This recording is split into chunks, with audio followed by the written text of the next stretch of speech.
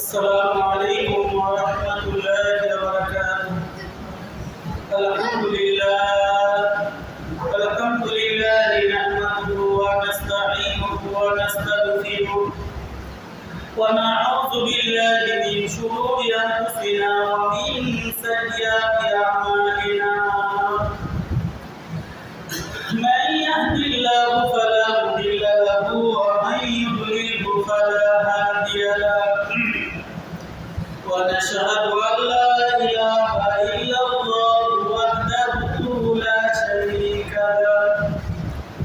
وأشهد أن سيدنا وسندنا ومولانا محمدا عبده ورسوله الذي أرسله بالحق بشيرا ونذيرا وداعيا إلى الله بإذنه وسراجا منيرا. فقد قال الله تعالى في كلامه المجيد والفرقانه الحميد: أعوذ بالله من الشيطان الرجيم. بسم الله الرحمن الرحيم. لقد كان لكم في رسول الله أسوة حسنة. وقال النبي صلى الله عليه وسلم: والذي نفسي بيده محمد لا يؤمن أحدكم حتى أكون أحب إليه من والده وولده والناس أجمعين. وقال الشاعر: بنت شورت نوره هم लोगों के सामने रोज हशर में किया जवाब दे मुस्तफा के सामने। हंसते के पुराई बहु बसौर आगे এই দুনিয়ার বুকে আল্লাহর নাম ছিল না কোথাও কোনো মানুষের মুখে। মন্দিরে শুধু ব্যতীত ঘন্টা ছিল না আজান ধ্বনি। সে আধার জগতে এসেছিলে তুমি হে সাধক রব্বানী। মানুষের মাঝে মানুষ রূপে জন্ম নিয়া মানুষে করিলা জয়। ভালোবাসা দিয়া অন্তর দিয়া কোরআন দিয়া হাদিস দিয়া মন্তর দিয়া নয়। আল্লাহ তাআলা দরবারে লাখ লাখ শুকরিয়া যে আল্লাহ পাক রব্বুল আলামিন আমাদেরকে রবিউল আউয়াল মাসের প্রথম জুমায় যে আল্লাহ পাক রব্বুল আলামিন আমাদেরকে হাজির করলেন, উপস্থিত করলেন। ও আল্লাহ শুকরিয়া আদায় করি সকলে আলহামদুলিল্লাহ। ওই নবীজির উপর দরুদ করি যিনার উপরে আল্লাহ তার ফেরেশতা সমস্ত সৃষ্টিকুল যে নবীর উপর দরুদ পড়ে। আমরা আমাদের স্ব ভাষায় স্ব জবানি ওই নবীজির উপর একবার দরুদ করি সকলে সাল্লাল্লাহু আলাইহি ওয়াসাল্লাম। সম্মানিত মুসল্লিয়ানে কেরাম, আমরা ধারাবাহিকভাবে তাফসীর করতেছিলাম সূরাতুল বাকারা। রবিউল আউয়াল মাস নবীজির জন্মের মাস, নবীজির মৃত্যুর মাস। এই জন্য চারটা জুমা আমরা তাফসীর বন্ধ করে নবীজির জীবনী থেকে অল্প অল্প কিছু আলোচনা আমরা বলবো এবং আপনারা শুনবেন। এরকম যেন আল্লাহ পাক আমাদেরকে আমল করার তৌফিক দান করে সকলে আল্লাহুম্মা আমিন। যে রবিউল আউয়াল মাস নবীজির জন্মের মাস, নবীজির মৃত্যুর মাস। এই মাসেই আল্লাহর পয়গম্বর দুনিয়ার মুখ দেখেছেন। এই মাসেই আল্লাহর পয়গম্বর দুনিয়া থেকে পরলোক গমন করেছেন। তাহলে আল্লাহর পয়গম্বরকে আল্লাহ বলেন, আল্লাহর পয়গম্বরকে আল্লাহর পয়গম্বরকে উম্মতের জন্য আল্লাহ বলেন লাকাদ কানা লাকুম ফি রাসূলিল্লাহি উসওয়াতুন হাসানাহ লিমান কানা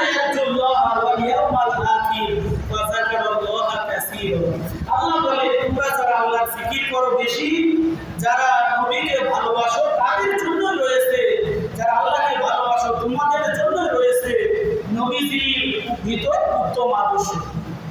তাহলে আদর্শের ক্যারিবারকে আমার আপনার নবী মুহাম্মদুর রাসূলুল্লাহ সাল্লাল্লাহু আলাইহি ওয়াসাল্লাম। আমরা জানি আমাদের সমাজে চেয়ারম্যান মেম্বাররা কি দেয়? সার্টিফিকেট দেয়, চরিত্রগত সার্টিফিকেট। কি সার্টিফিকেট? চরিত্রগত সার্টিফিকেট চেয়ারম্যান দেয়। যে চেয়ারম্যান করোনা কালে মানুষের ধান চাল গম এগুলো মেরে খেয়েছে, তাদের চরিত্রের ঠিক নেয়, আর তারা কি জনগণকে চারিত্রিক সার্টিফিকেট দিতেছে। অথচ আল্লাহর পয়গম্বর বলেন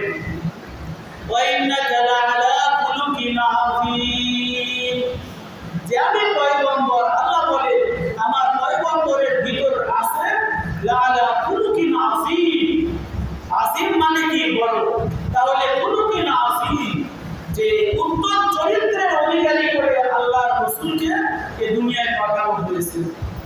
উত্তম চরিত্র।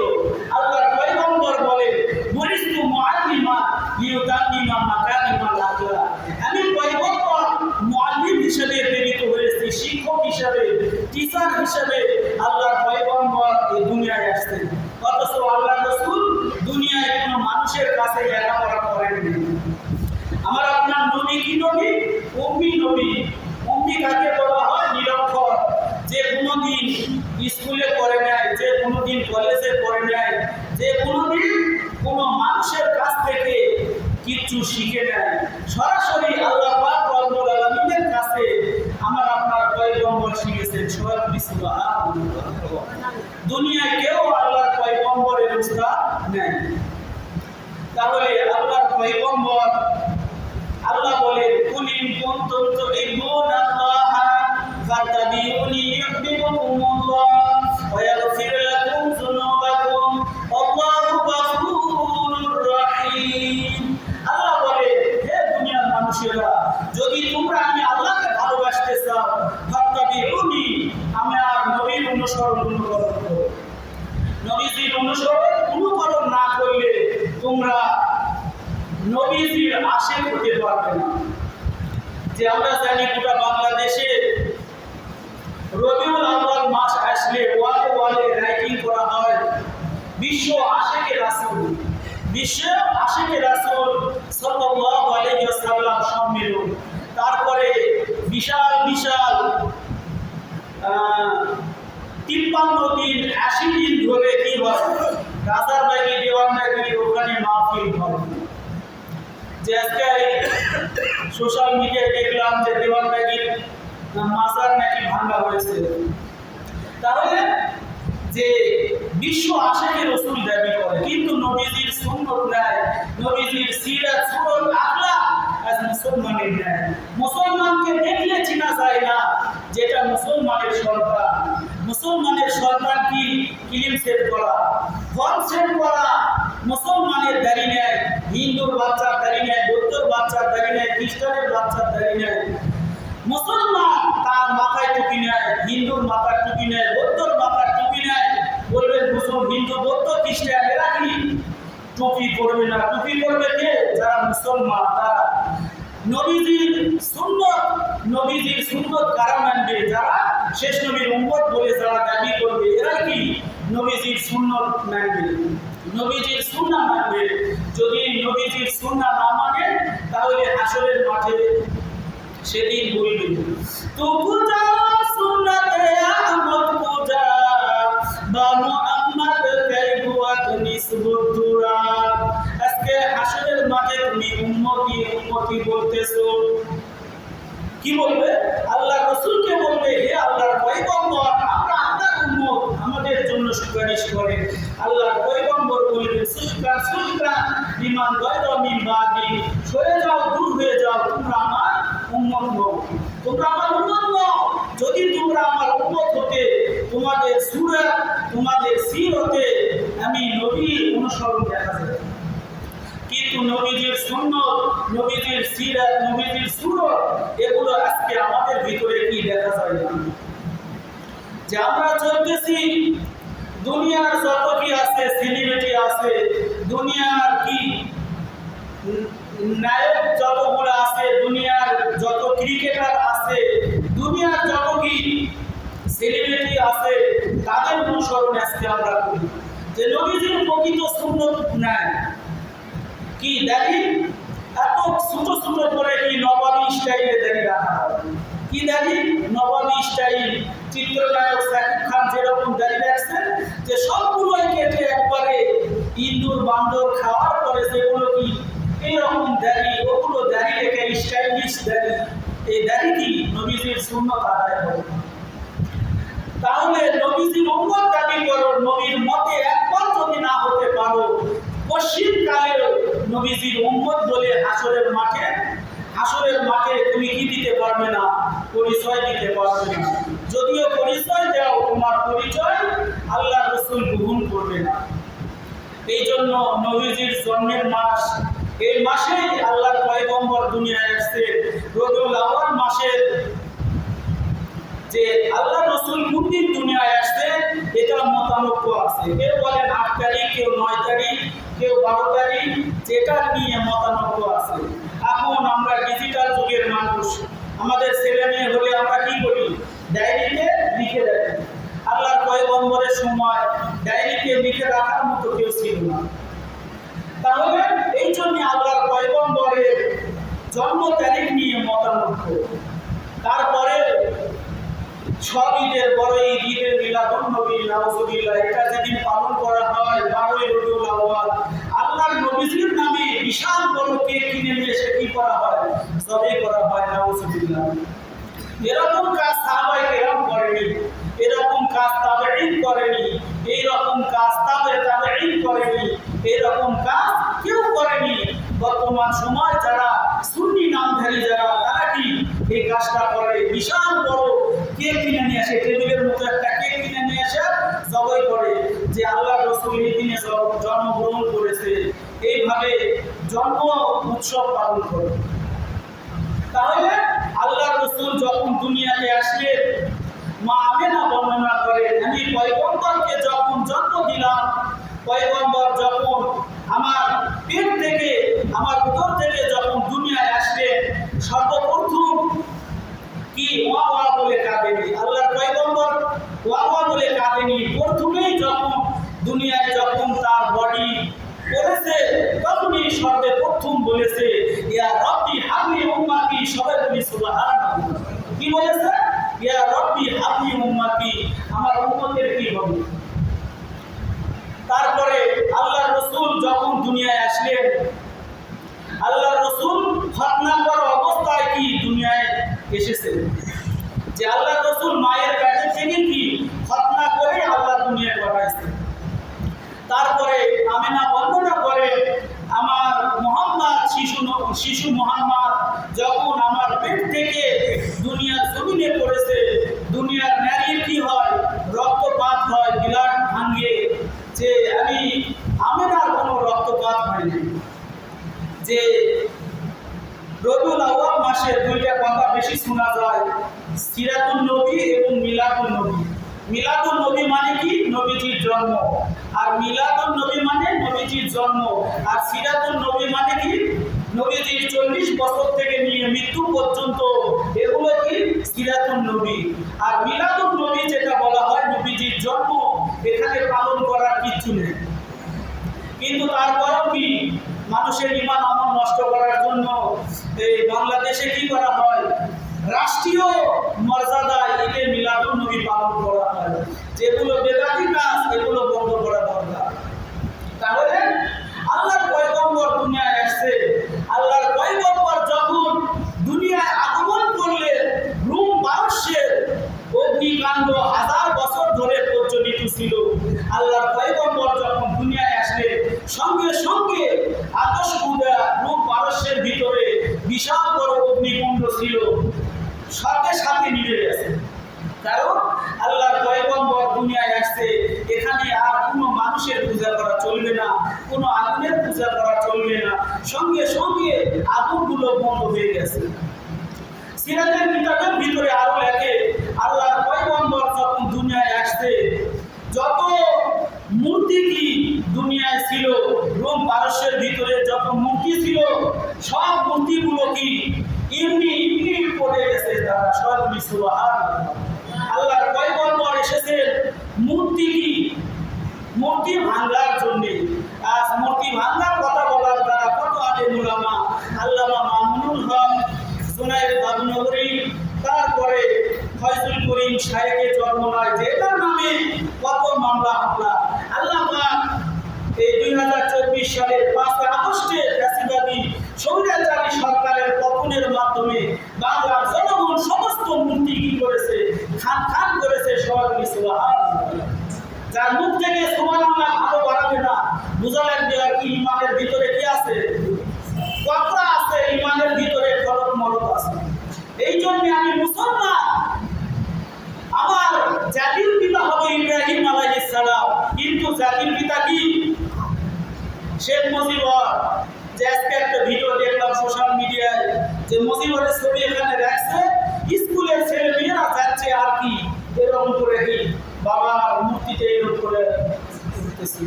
তাহলে চিন্তা করে দেখে আল্লাহর পয়গম্বর আসলেন মূর্তি ভাঙতে, এই মূর্তি আল্লাহ পাক কি করে দিলেন, ধূলিসাৎ করে দিলেন। ভারতের থেকে শেখ হাসিনা বলতেছে এত বড় একটা কর্মী আমি দেশে রেখে আসলাম, জাতির পিতার মূর্তি ভাঙিতেছে, তোমাদের কি লজ্জা হয় না? নাউজুবিল্লাহ। ওই দেশের থেকে কি সোশ্যাল মিডিয়ার বক্তব্য ছেড়ে দিচ্ছে। তাহলে একটু চিন্তা করে দেখেন, আল্লাহর পয়গম্বর যখন দুনিয়ায় আসলেন, আসার সঙ্গে সঙ্গে যত মূর্তি ছিল সবগুলোই সেজদা করে গেছে, যে আর কি দুনিয়ায় কোনো মূর্তি চলবে না। এই জন্য আমরা যে দলই করি না কেন, আজ আমাদের বাড়ি ঘরের ভিতরেও যদি কি হয়, যদি বড় বড় কি নেতার ছবি লটকানো থাকে, আল্লাহর পয়গম্বর বলে লা তাদখুলুল মালাইকাতু বাইতান ফিহি কালবুন ওয়ালা তাসাবির। আল্লাহর পয়গম্বর বুখারীর হাদিসে বলে ওই ঘরে জীবনেও রহমতের ফেরেশতা আসবে না যে ঘরে মানুষ বা কুকুর এর ছবি লটকানো থাকে। তাহলে আমার কি বড় বড় যারা মডেল, বড় বড় যারা আইডল, মনে করলেন যুবক ভাইরা নিয়ে যায় কি করলো, মেসির ছবি লাগালো, কেউ রোনালদোর ছবি, কেউ মুজিবরকে ভালোবাসে মুজিবরের ছবি, কেউ জিয়ার ছবি, এগুলো যদি বাড়িতে লাগায়, তারপরে মনে করে যে আপনার আদরের বাপ মারা গেছে, আদরের মা মারা গেছে, এদের ছবি কি করলেন বাড়িতে লটকায় রাখলেন, আপনার ছেলে মেয়ের ছবি বাড়িতে লটকায় রাখলেন, যে আল্লাহর পয়গম্বর বলে ওই ঘরে কোনোদিন রহমতের ফেরেশতা আসবে না। এই জন্য আমার ঘরটা যেন কবরস্থান না হয়। আল্লাহর পয়গম্বর বলে যে তোমরা কি করো, মসজিদে যায় কি করবে, ফরজ নামাজ পড়বে, বাড়িতে বাড়িতে তোমরা কি করবে, সুন্নত এবং নফল নামাজগুলি বাড়িতে যায় পড়বে, যেন তোমাদের ঘর যেন কবরস্থান না হয়। আল্লাহর পয়গম্বর বলে ওই ঘরে বেশি বেশি আল্লাহ বরকতের দরজা খুলে দিবে যে ঘরের ভিতরে সূরাতুল বাকারা, সূরাতুল আলী ইমরান পড়া হয়। তার ঘরে ম্যাগরিব নামাজের পরে স্টার জলসার জি বাংলা ভারতের কৃষ্টি কালচার চলে, যে আর তাহলে আমি কিসের মুসলমান হলাম? আমার বাড়িতে যদি পূজার মেলার শব্দ আসে, আমার বাড়ির স্ত্রী, আমার বাড়ির মেয়ে আমার টাকা খেয়ে আমার টাকার পরে তারা যদি এরকম কাজ করে, আর আমি মুসল্লি আসে কি বলি বারবার সেজদা দিতেই থাকি 5 ওয়াক্ত, আমার সেজদা আল্লাহ আসমানে উঠবে না। এই জন্য আল্লাহ বলে যে তুমি কাকে ফলো করবে, ফলো করার মানুষ হইতেছে বলি কুনতুম তুহিব্বুনাল্লাহ ফাত্তাবিউনি ইউহিব্বুকুমুল্লাহ ওয়া ইয়াগফির লাকুম যুনুবাকুম আল্লাহু গফুরুর রহিম। যে তুমি ফলো করবে মুহাম্মদুর রাসূলুল্লাহ সাল্লাল্লাহু আলাইহি ওয়াসাল্লাম। কিন্তু আজ আমরা ফলো করতেছি লেনিন, কার্ল মার্কস, মাও সেতুং, দুনিয়ার যারা কি করে, দুনিয়ার কথা রাজনীতি, দুনিয়ার গণতন্ত্র যারা করে, এদেরকে আজ আমরা ফলো করতেছি। মুসলমান হয়েই বলতেছে যদি বাংলাদেশে ইসলামী সরকার আসে তাহলে এই ক্ষতি হবে, এই বলে ফিলিস্তিন বলতেছে। তাহলে তুমি মুসলমান, তোমার তো চিন্তা করা দরকার যে আমি ভালোবাসি যাকে, সে রাসূল তো ছিলেন কি রাষ্ট্রনায়ক, সাহাবায়ে কেরাম ছিল রাষ্ট্রনায়ক। অনেক মানুষ বলে যে হুজুর রাজনীতির কথা মসজিদে বলা যাবে না, অনেকে বলে, কিন্তু ওই মুসল্লি জানে না আল্লাহর পয়গম্বর নিজেই ছিলেন কি রাষ্ট্রনায়ক। আল্লাহর পয়গম্বর মিম্বারে বসে গোটা দেশ জাতি কিভাবে চলবে এখান থেকে আল্লাহর পয়গম্বর সব বলে দিতে।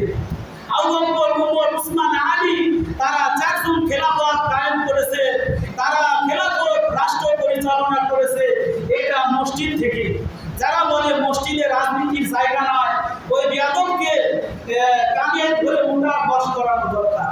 কারণ আল্লাহর পয়গম্বর নিজেই কি মসজিদ থেকে দেশ জাতির কথা বলেছে, রাজনীতির কথা মসজিদে বলেছে। আল্লাহ পাক রাজনীতির নামে সূরা তৈরি করেছে। তাবারাকাল্লাযী বিয়াদিহিল মুলক, মুলক মানে কি রাজনীতি, যেগুলো আজকে মানুষ কি অনেক বলে যে হুজুর মসজিদে এগুলো করার দরকার নেই। তাহলে আল্লাহ রাসূল সাহাবায়ে কেরাম তারা কি মেম্বারের পাশেই কি অস্ত্র শস্ত্র জমা করে রাখবে, কোন জিহাদে কখন যাওয়া লাগবে, দিন কায়েমের জন্য সাহাবায়ে কেরাম আল্লাহ রাসূল ইমানদীপ্ত বক্তব্য দিতেন। কিন্তু আজ আমরা কয়েকদিন আগে হাফেজ কারি মাওলানা রফিকুল ইসলাম মাদানী বয়ান করতেছে, আব্দুর রহিম আল মাদানী হুজুর বয়ান করতেছে। বয়ানের ভিতরে একজন বলে উঠলো রাজনীতির কথা মঞ্চে বলা যাবে না। তখন বলতেছে 2024 সাল বাংলাদেশ স্বাধীন, তোমরা কি ওকে ধরো। বলার সঙ্গে সঙ্গে ওই নেতা কি ধরে জনগণ ঘুরাতে কি করেছে, একবারে পিষে ফেলা দেওয়ার মতো অবস্থা। তাহলে একটু চিন্তা করে দেখি আল্লাহর পয়গম্বর সাহাবায়ে কেরাম তারা যে নীতি অনুসরণ করেছে এগুলোই আমার অনুসরণ করা দরকার। যে আল্লাহর পয়গম্বর বলেন ততক্ষণ পর্যন্ত তুমি মুমিন হতে পারবে না, যে হাদিস খুতবার সময় বললাম। আল্লাহর পয়গম্বর বলেন ওয়াল্লাযী নাফসি বিয়াদিহি মুহাম্মদ, ওয়াল্লাযী নাফসি বিয়াদিহি মুহাম্মদ, ওয়াল্লাযী নাফসি বিয়াদিহি মুহাম্মদ। আল্লাহর পয়গম্বর বুখারীর হাদিসে বলেন যে আল্লাহর কুদরতি হাতে আমার জান, সে আল্লাহর কসম করে বলতেছি লা ইউমিনু আহাদুকুম হাত্তা আকুনা হাব্বা ইলাইহি মিন ওয়ালিদিহি ওয়া ওয়ালাদিহি ওয়ান নাসি আজমাইন। ততক্ষণ পর্যন্ত তুমি মুমিন হতে পারবে না, ততক্ষণ পর্যন্ত আমার উম্মত বলে দাবি করতে পারবে না, যতক্ষণ না আমি পয়গম্বর যে পথ নিয়ে এসেছি, যে পথ দেখায় দিছি, এই পথের তুমি পথিক না হবে। তাহলে আমি মনে মনে বলি যে কি অনেকেই বলে যে আমরা শেষ নবীর উম্মত, আসলে মাকে আল্লাহর পয়গম্বর আমাদেরকে না নিয়ে কি জান্নাতে যাবে না। কথা ঠিক আছে, কিন্তু নবীজির মতে আমি একমত হতে পারলাম না। নবীজির সাহাবায়ে কেরাম তারা কিভাবে রাষ্ট্র চালাইছে এগুলো কি আমরা ফলো করলাম না। আমরা শুধু কি গণতন্ত্রের দিকে যারা দৌড়াইতেছে, লেনিন, কার্ল মার্কস, মাও সুদান, এদের পিছনে আজকে আমরা দৌড়াইতেছি। মুসলমান আল্লাহ পাক বলেন ইনিল হুকমু ইল্লা লিল্লাহ, জমিন যা আইন চলবে তা। এই কথার উপর মুসলমান যদি একমত না থাকে তাহলে ওই মুসলমান যতই নামাজ পড়ুক তার নামাজ কি আল্লাহ কবুল করবে না। এই জন্য আমি মুসলমান, আমার দোয়া থাকতে হবে। অনেকেই মসজিদে আমাকে বলে হুজুর যে 7-8 বছর ধরে তো অনেক দোয়া করলেন, আল্লাহ বাংলাদেশকে ইসলামী রাষ্ট্র হিসেবে কবুল করে, বাংলাদেশকে ইসলামী রাষ্ট্র হিসেবে কবুল করে, এমন মানুষের হাতে বাংলার ক্ষমতা, বাংলার মসনদ দান করে। 8 বছর ধরে তো এই দোয়া শুনতেছি। কি বলেছে? 8 বছর ধরে এই দোয়া শুনতেছি, ওর কোনো ফায়দা হচ্ছে না। তাহলে আমি ওই লোক মুসল্লিকে বললাম যে এই দোয়া যদি আমি করি তাহলে হবে না, যে এই দোয়াটা সমস্ত মুসল্লির অন্তর থেকে দোয়াটা বাইরে বলে। খালি ইমাম যদি বলে আল্লাহ বাংলাদেশ ইসলামী রাষ্ট্র হিসেবে কবুল করো, আর আমি মুসল্লি ইমামের সাথে কি করলাম যে ইমামের সাথে একমত হতে পারলাম না, তাহলে আমি যতই দোয়া করি আর আপনারা যদি একমত না থাকেন তাহলে হবে না। যে অবশ্যই আমি মুসলমান, আমারও এই দোয়া থাকতে হবে অন্তরে অন্তরে যে আল্লাহ বাংলাদেশকে ইসলামী রাষ্ট্র হিসেবে কবুল করে। যদি এই দোয়াটা সবার মুখ থেকে গাইব হয়, অবশ্যই আল্লাহ একদিন না একদিন অবশ্যই বাংলার জমিনে আবার কি কালেমার পতাকা উড়াইবে। সবার সুবহানাল্লাহ, এই দোয়াটা সবার থাকতে হবে। কিন্তু আজ আমরা কি উল্টাপাল্টা কথা বলতেছি, যেগুলো বলার দ্বারা আমার ঈমান আমল ঠিক থাকবে না। যেই জন্য আল্লাহ পাক বলেন লা ইউমিনু আহাদুকুম হাত্তা আকুনা হাব্বা ইলাইহি মিন ওয়ালিদিহি ওয়া ওয়ালাদিহি ওয়ান নাসি আজমাইন। ততক্ষণ পর্যন্ত মুমিন হতে পারবে না যতক্ষণ না আল্লাহর পয়গম্বরকে তুমি ভালোবাসবে, তোমার বাপ মা, তোমার ছেলে মেয়ে, তোমার নেতা নেত্রী সবার চাইতে আল্লাহর রাসূলকে বেশি ভালো না বাসবে। তাহলে আমি মনে করেন আমি কি নেতা নেত্রীকেও মানলাম, আবার আল্লাহর রাসূলকে মনে মনে মানলাম। যে কি মরার সময় রাত যখন কবরে লাগায় তখন কি বলে বিসমিল্লাহি ওয়া আলা মিল্লাতি রাসূলিল্লাহ, আল্লাহর নামে নবী কবরে রেখে আসলাম। কোন সময়? যে সময় এই মরা লাশ কেউ নিবে না। এই মরা লাশ মনে করেন বাংলাদেশের একটা লোক আপনার স্ত্রীকে যে বলেন যে আপনার স্বামী মরে গেছে, 1 মাস কি করে এই লাশটা রাখে, আপনার স্ত্রী রাখবে না, বাপ্পাও রাখবে না, কেউ রাখবে না, এই মরা একটা লাশ নিয়ে যা বলতেছে বিসমিল্লাহি ওয়া আলা মিল্লাতি রাসূলিল্লাহ। আর দুনিয়ায় বাঁচে থাকতে দুনিয়ার যত কাফির মুশরিক বেঈমান যারা কি ইসলাম চায় না তাদের পিছনে দৌড়ালেন, আল্লাহর রাসূলের বিরোধিতা করলেন, আর মারা যাওয়ার সময় বলতেছে বিসমিল্লাহি ওয়া আলা মিল্লাতি রাসূলিল্লাহ। জীবনে ওই লাশ আল্লাহর পয়গম্বর কি করবে না, আপনার লাশ গ্রহণ করবে না। যে নবীর মতে যারা একমত হবে তারাই কি নবীজির উম্মত হবে। আল্লাহ বলেন আল্লাহ বলেন কুল ইন কুনতুম তুহিব্বুনা আল্লাহা ফাত্তাবিউনি ইউহিব্বুকুমুল্লাহ। হে রাসূল আপনি বলে দেন আমার বান্দাদেরকে তারা যেন তারা যদি আপনাকে পেতে চায়, তাহলে তারা যদি আল্লাহকে পাইতে চায় তাহলে ফাত্তাবিউনি নবীর অনুকরণ করতে হবে। নবীজির সুন্নাত মাথায় টুপি রাখা, নবীজির সুন্নাত দাড়ি রাখা, নবীজির সুন্নাত ঢিলে ঢালা পোশাক পরা। যে আমি সারা জীবন কি চললাম, দুনিয়ার মানুষকে ফলো করলাম, দুনিয়ার মানুষকে আইডল বানালাম, তাদেরকে মডেল বানালাম, সাহাবায়ে কেরাম নবী এদেরকে আমরা ভালোই বাসলাম না, আর মরার সময় বলতেছি বিসমিল্লাহি ওয়া আলা মিল্লাতি রাসূলিল্লাহ। আল্লাহর পয়গম্বর জীবনে তোমার মরা লাশ নিবে না। হাসরের মাঠেও দেখেন সমস্ত উম্মতেরা চলে যাবে, যাওয়ার পরে বলবে হে আল্লাহর রাসূল আমাদের জন্য সুপারিশ করেন। আল্লাহর পয়গম্বর কি করবেন, মাকামে মাহমুদে সিজদায় করে থাকবেন। আল্লাহর পয়গম্বর বলবেন যে আজকে হাসরের মাঠে যত আম্বিয়ায়ে কেরাম আছে কেউ সুপারিশ করতে পারবে না, সুপারিশের একমাত্র পাওয়ার এটা আমি আল্লাহ আমাকে দিয়েছে, চলেন আপনাদের জন্য কি সুপারিশ করব। আল্লাহর পয়গম্বর সর্বপ্রথম খুলাফায়ে আরবা যারা আছে তাদের দ্বারা কি করবে, শাফাআত শুরু করবে। এক পর্যায়ে উম্মতেরও শাফাআত হবে, মাঝখানে পর্দা পড়ে যাবে। তখন বলবে যে আমরা আপনার উম্মত, আমাদের কি করে, আমাদের জন্য শাফাআত করে। আল্লাহর পয়গম্বর বললেন সুহকান সুহকান ইমান গায়রুল মাদি, সরে যাও, দূর হয়ে যাও, তোমরা আমার উম্মত নয়।